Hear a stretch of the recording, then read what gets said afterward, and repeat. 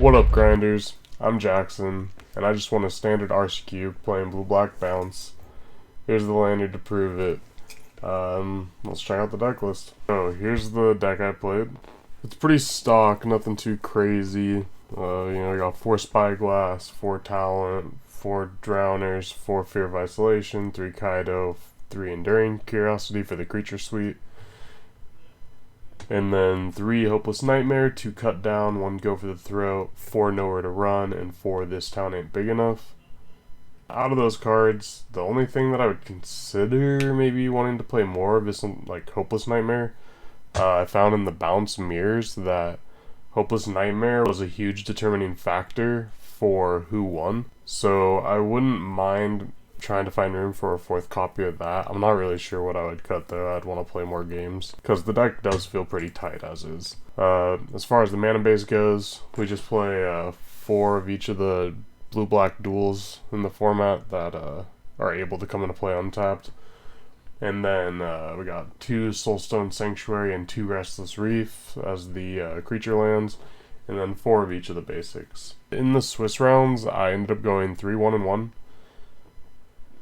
Round 1, I played against Golgari midrange. That matchup felt really good. You know, if you're going to be playing against a lot of Golgari, then I would definitely advise playing this deck. That matchup seems really hard to lose. In the second round, I played against Mono White Control. That matchup was pretty rough. I ended up taking game 1, and then game 2, my opponent won, but then going into game 3, the match just took a really long time. I'm not really sure who would have ended up winning the game if it went longer. Both of us were just drawing a bunch of cards and grinding each other out. But I would have won game 2. I kind of like set my opponent up to make a misplay, but they didn't fall for it, and they had the removal, so I played as well as I could there. And then yeah, game 3 just, it was just, there's no way to determine a winner. I might have conceded if I felt like I was heavily unfavored in that game 3, and I would have probably asked for a concession if I thought that I was going to win that game. But yeah, there just wasn't enough information on the board. Yeah, so that was pretty rough for both of our tournament runs. Round 3, I played against Domain Overlords. That matchup felt kind of close. I could see how some of their hands could line up pretty well against what this deck's doing. But fortunately for me, I was able to play a pretty good tempo game. Game 1, I was just really aggressive and was able to close the game out before it became problematic. I was able to answer their Zur just in time before they could start powering up their overlords with lifelink. And then game 2, they had a pretty rough start. Their opening hand had a lot of removal, but they needed to hit the right lands in time. They were unfortunately unable to play their Zur on their 4 mana turn, even with a rainbow land in play from the green overlord. So just like their lack of tempo and me being able to bring in some strong sideboard cards made that matchup pretty easy. Round 4, I played against the green-white, I'm not sure what it's called, but like the green-white creature token deck. I've been told that deck's like made to beat this deck. It felt pretty bad, but fortunately, it definitely took some good play on my part. I was able to end up winning that match. I could definitely see how that matchup can be scary for this deck, though. I had to really like sneak in points of damage where I was able to, and hold up my drowners for the right moments and things like that. I'm sure it would have been harder if I didn't draw like the cards I did draw. I'm sure I can attribute a bit of winning that match to just getting a little lucky too. And then in the 5th and final round of Swiss, my opponent was first seat and I was 3rd, but there had been so many unintentional draws that if we ended up drawing, then it would have been pretty problematic for both of us. I think it would have pushed us down to like 5th and 7th realistically. unless tiebreakers like really went our way. Maybe it would have gone a little bit better, maybe like 4th and 6th or something like that. But ultimately, the draw was not beneficial for us, so I elected to have us play. My opponent did want to draw. They were first seed going into Swiss, so it seemed more reasonable for them to draw and, get a little lunch break. But ultimately, we played our match, and unfortunately, 2 of the matches of X1s decided to draw and kind of gamble with their fate. But we played our match out, and like I said previously, I went 3-1-1, so this was the round I lost. It was against the Esper version of the bounce deck. I had to mulligan quite a bit, and my opponent had Hopeless Nightmare in their opening hand each time, so I really felt like I was fighting at a deficit. But yeah, honestly, I just kind of got buried. I don't know if it's normally a bad matchup for blue-black into Esper. I kind of assumed that my deck would maybe be a little bit more consistent, but my opponent was playing 4 Hopeless Nightmare, so the ability to, more consistently find the Hopeless Nightmare might have made a big deal. I also didn't realize how impactful Hopeless Nightmare was going to be, and so I can't remember what my hand was that I mulliganed in game 1, but I think I maybe would have kept it. I think it was like a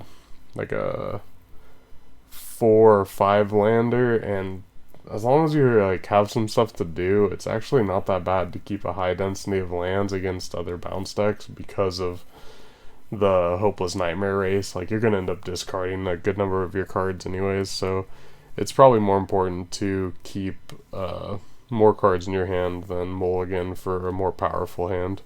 So I ended up losing that round, but once standings got posted, I ended up managing to get 4th place.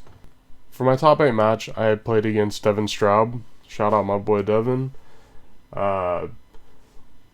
He had planned on going to poker that evening. He already had both of his invites for the 2 RCs, but he made me play him for the match, even though he didn't intend on sticking around. Probably because he hates me and didn't want me to be able to eat food before playing, but that's okay. We played our match out. I think I took the first match, but then he reverse swept me. Hopeless Nightmare played a huge part in the match.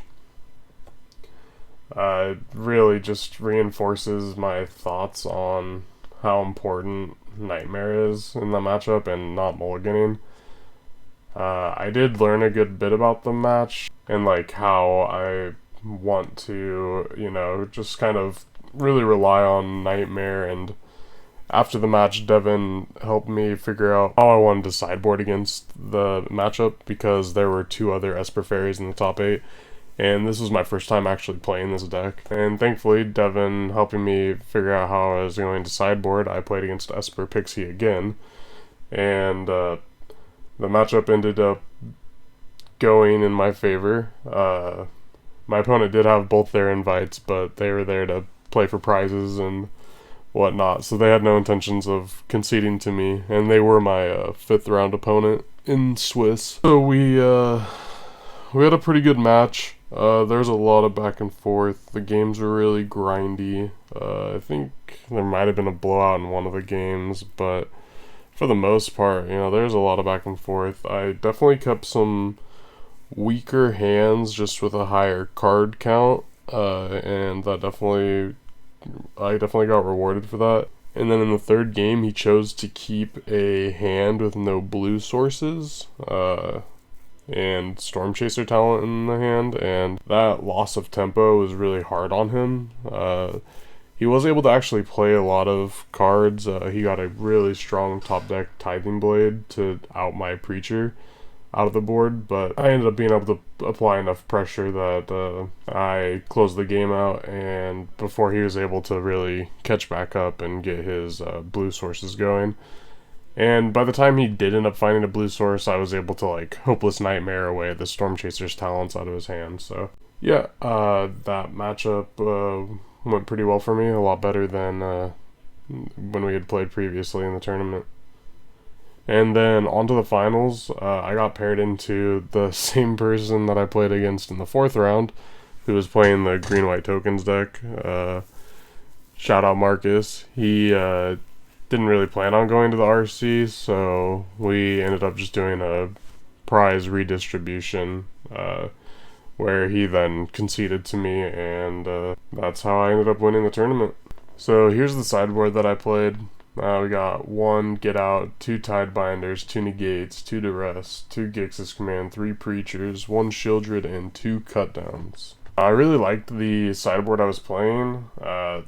My only thing that I took away from the sideboard is how much I just love Preacher of the Schisms. I'm kind of surprised that it's not in the main deck, but I understand how hard it would be to like make room in the deck. But almost every game I was sideboarding in Preacher. Like if it's aggro, I bring in the 3 mana 2/4 that makes 1/1 lifelinkers.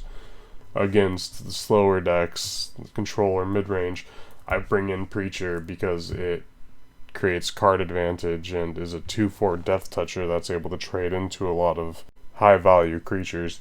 So I loved this card. It did so much work for me, and it's just a kill on sight for my opponent whenever I'm able to put it into play. So like I said, this is the first time I have played this deck, so the way I'm sideboarding in this tournament and that I'm about to go over isn't necessarily the best way that you should be sideboarding, but this is just what I did, and it makes sense to me. But if you have any disagreements or any advice, honestly, about how I should have sideboarded, feel free to drop a comment and tell me what you think about the sideboarding.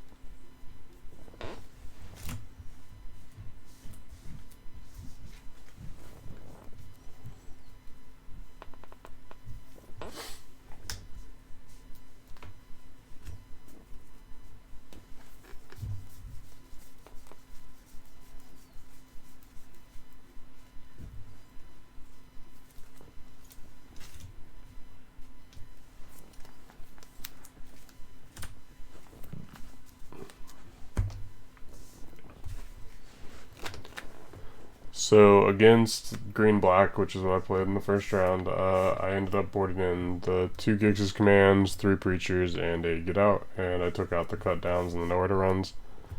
That is kind of like taking out all my removal, but the thing is with the green-black deck is these removal spells don't kill any of their creatures. They've gravitated away from Glissa, so Nowhere to Run just doesn't do anything, and if Nowhere to Run can't kill anything, then Cut Down definitely can't kill anything. I mean, I could kill like an elf, but what's the point in doing that? And so the cards I chose to bring in were the Gix's Commands, Preachers, and Get Outs, just because they all generate like card advantage.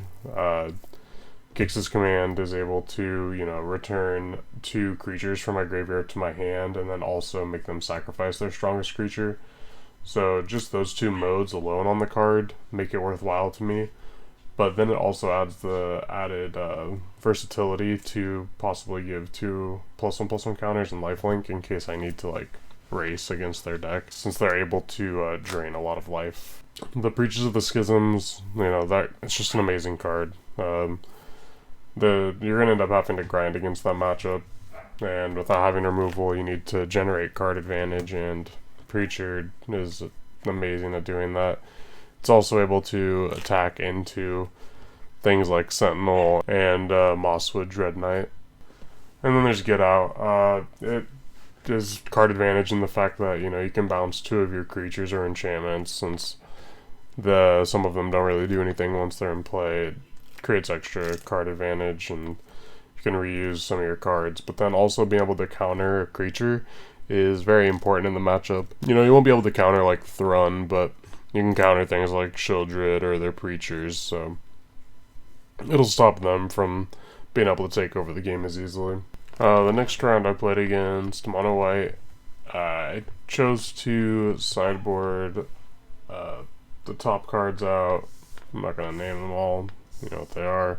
And these bottom cards I boarded in. I'm not super confident about how I boarded here. I did want to keep my one Go for the Throat in the main deck just so I could kill things like Beza or any of their other creatures. I wanted like at least a removal spell. Cut Down would be able to do something, and Nowhere to Run's not bad either, but I just felt like we needed more impactful spells, so I ended up bringing the removal out. Flood Pitch Drowner. It's a fine creature, but it's the card that I found myself sideboarding out the most. It doesn't ever feel necessary. It's nice when it's nice, but I don't know. You just don't really need it a lot of the times, and it's a 2/1, so like attacking into a bunch of 1/1s is not ideal for that card. Negate and Duress seemed pretty obvious bring-ins, as well as the Preacher. They're just, yeah. You need to use Duress and Negate to mitigate their card selection, you know, take out their best cards. Preacher, just infinite value. They have to deal with it as soon as possible. Get Out's insanely good in the matchup. You're able to counter their Beza, stopping it from getting its triggers off, and then you can also counter their enchantments before they come into play. So Get Out was a really good card for me. And Gix's Command was the one I wasn't really sure about. You might not need the Gix's Command, but I like the idea of being able to like pretty much board wipe a lot of the boards that they sit on, and then use that to push in some damage. Also, you get to return 2 creatures from your graveyard to your hand if you're just focused on the card advantage side of things. This is how I boarded against Domain. I'm not sure if I should have maybe cut some number of Hopeless Nightmares because they brought in Obstinate Baloths. In hindsight, maybe I would cut a couple Baloths and just keep the Flood Pit Drowners in.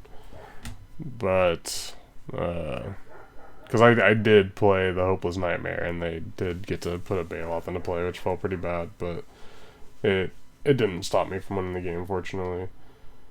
Maybe if I got, like, maybe the second time when I played it, if they put a second one into play, then it would have been problematic, but it really wasn't that big of a deal, so I'm still not sure about Hopeless Nightmare in the matchup. They're not always going to have the Baloth, and I feel like it is really good against them if they don't.